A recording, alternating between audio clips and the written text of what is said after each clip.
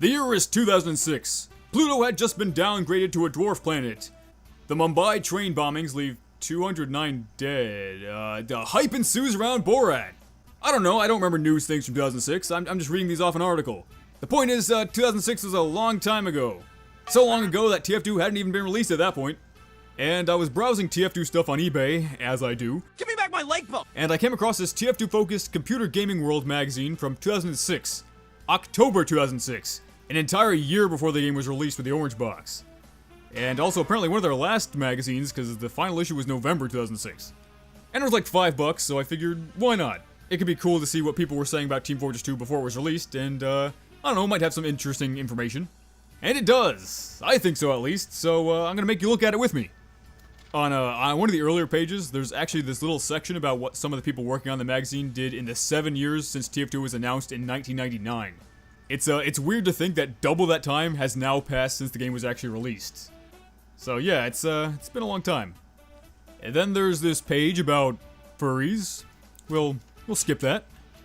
In the TF2 section, there's a full interview with Robin Walker, who is of course one of the creators of the original Team Fortress, and Charlie Brown, who I guess was the project lead for TF2. I'm not going to go over every single thing they talk about, I'm just going to more point out some of the things that I thought were interesting, but feel free to pause and read it for yourself if you want to. One of the things I've always found super fascinating about images and videos released in 2006 is just how much changed in 1 year before the game actually came out.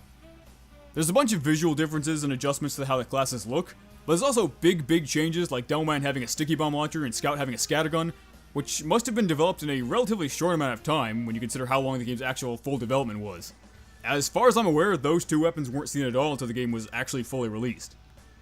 So the magazine has these little blurbs about each of the class's roles as described by Robin Walker, and Pyros still mentions incendiary rockets, which I'm pretty sure remnants of were actually found in the files as an alt-fire for the flamethrower not too long back.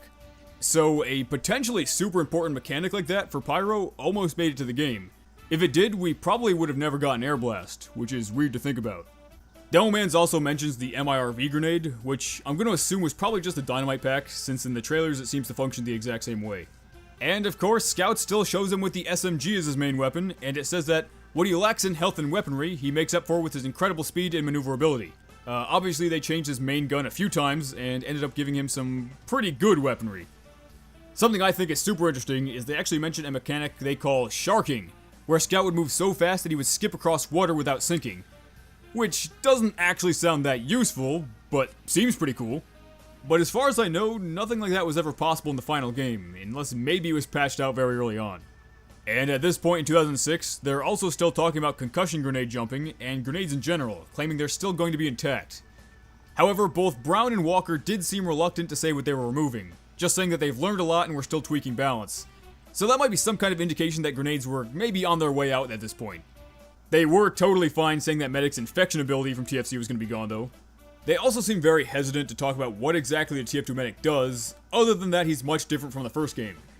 They say that Medic is completely changed in the way he interacts with characters and the way he fulfills his purpose.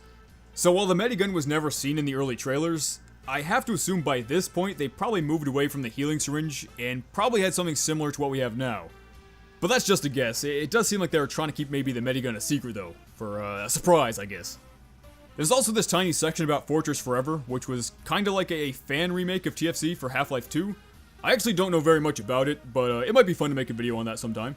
But in that section, they talk about some of the balance changes they made, and they say that they made it so spies auto-disguise as opponents they stab in the back. Huh. I wonder if we'll ever see that mechanic in TF2. And when asked about some of the maps in TF2, Robin Walker talks about how in TFC the Demoman could modify some of the world with his jetpack item. In TFC, the jetpack could be used on some maps to blow up part of the map and create new paths, and it seemed like they wanted to do more of that in TF2. He also mentions how they wanted to take advantage of Engineer's ability to work on stuff on the maps, so having Engineer directly interact with certain map elements. And both those things sound kinda cool in theory, but I'm kinda glad they didn't go with it. They also talk about eventually adding new classes too, which of course they never did, at least not yet. But aside from that, it's mostly stuff we've kind of heard before. They talk about the art style and the maps and how those developed, and you know, we can make fun of some of the weirder decisions they've made since the game's release, but reading stuff like this really shows you that once they found a direction they wanted the game to go in, they knew exactly what they were doing. Talking about the color gradients on the characters that naturally draw the eye to where the weapons are, or how the maps flow while conveying neutral areas and team areas, and even just how important the ability to clearly tell what's going on in the game is, so that through all that chaos, everything is still clear and readable. It all ended with them making a really good game that was especially unique for the time it came out. You look through this magazine and every other shooter's a gritty war game. But TF2 really embraced that wackier side. It's like Robin Walker said in the article. Multiplayer games are in some cases inherently humorous. Put 20 people together and give them all guns and try telling them to stay serious. It doesn't work that way. No matter how serious a shooter wants to be, it'll have moments that'll make you laugh a lot. Instead of trying to fight it, Team Fortress 2 takes hold of it. And I gotta say, I think that was the way to go. So this was just another quick video, cause, I don't know, looking at old stuff is cool. I enjoyed it. Maybe you did too. But now I'm gonna go download some 2006 ringtones and wallpaper for my flip phone. Yeah, I wonder if these still work. And of course, a quick thanks to my patrons on this quick video, and peace out, dogs!